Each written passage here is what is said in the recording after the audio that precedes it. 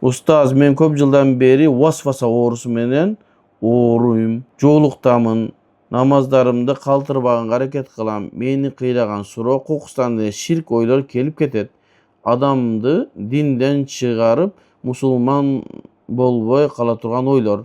Аябай дене боюм титиреп, өзүмдү койгонго жер таппай калам. Көрдүңүзбү, васваса менен ооруган жана жогу жактар айтып өттүк. Адамдарда васваса менен ооругандар көбөйдү. Васваса деген нерсе экиленүү. Бул экиленүү каяктан келип чыгат?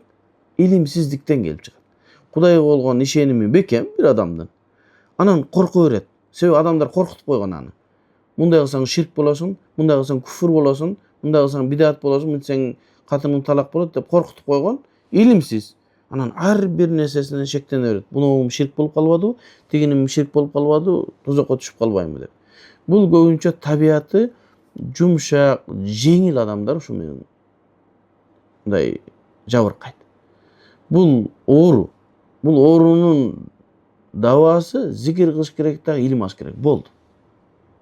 Илим алынса эле васваса жок болот. Кандай? Мисалы, даарат алганы киргениңде васваса болуп өтүп, мен дааратым толук болду, болбой калды. Себеби дааратың толук болбой кала турган болсо, намазың жарабай калат. Намазың болбой калса, капырсың. Капыр болгондон кийин бейишке кирбейсиң деген нерсеге апара берет. Анан дааратым болду, болбодубу деп даарат алып чыгып, кайра кирип, мен бир адамды көрдүм, 10-15 жолго чейин кайра даарат алган. Себеби эмне? Илимсиздик эле.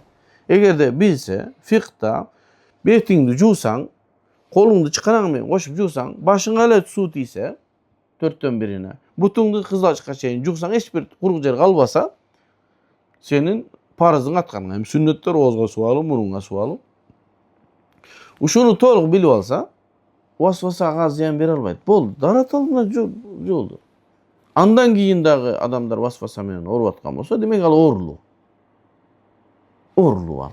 Ал барып ошо нейропатологко, нейрохирургияга, эмне ошого барып текшерилиш керек. Себеби оору бул. Себеби адамдардын акылы ордунда эмес адамдар бар го. Сөзүн түзүү мүмкүн ошондой болот. Ширк болуп калуусу, ооба, бир ишти кылсаң ширкке кирип кетишиң мүмкүн. Бирок адамдар оңойчулук менен ширкке кирбейт. Ширкке кирүү үчүн Аллах Тааланын Кудай экендигин жокко чыгаруу керек. Жүрөктөн.